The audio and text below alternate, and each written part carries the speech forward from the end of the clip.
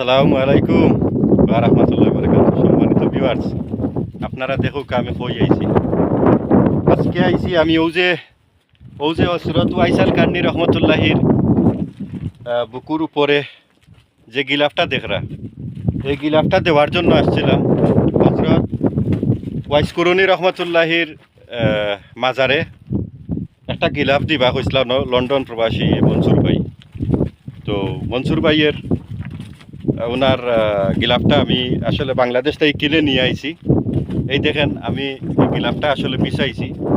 তবে এখানে আসলে এই গিলাফের উপরে কিন্তু আরও গিলাফ উঠবে, আরও হলে অনেক লোকজন দিবে।